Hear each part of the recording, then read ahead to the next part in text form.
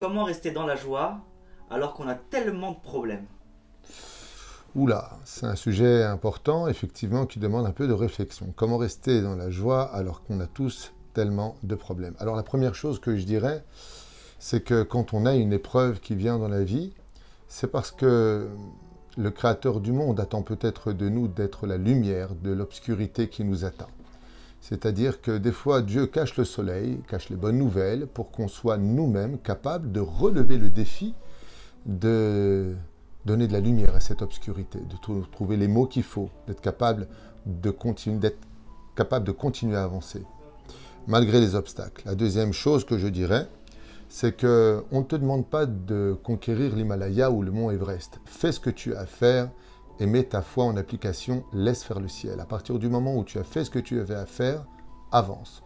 Quand les enfants d'Israël se sont retrouvés devant la mer Rouge, le désert à droite et à gauche, et Pharaon et son armée qui menaçaient l'ensemble du peuple d'Israël, Dieu leur a répondu tout simplement, avancez. Maintenant que vous êtes sortis, que vous avez fait tout ce que vous pouviez faire, alors avance.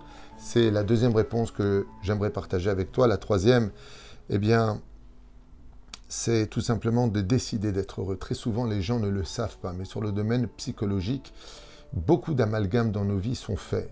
Et malheureusement, cela nous empêche de croire au bonheur.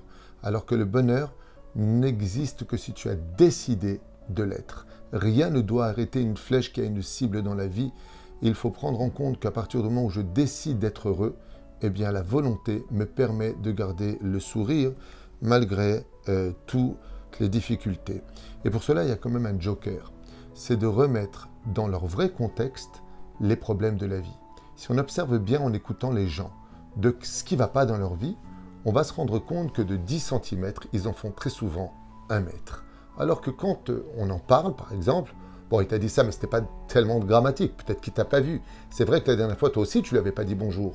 Ce qui fait que quand on revoit les choses avec un peu plus de minutie, au lieu de toujours être émotif, eh bien, on verra que dans nos problèmes, il y a plus de 50% d'émotions catastrophiques sur le sujet que le sujet lui-même ne se présentait. Et pour finir, je dirais quelque chose qui est tellement vrai.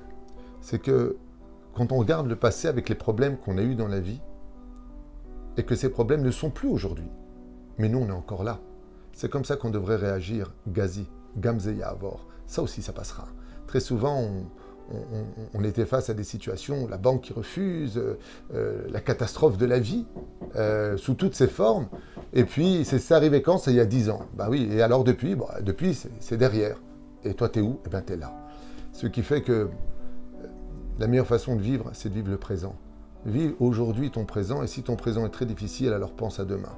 Et si demain tu n'y crois plus, alors n'oublie pas que hier, c'était impossible et que tu es déjà arrivé à aujourd'hui.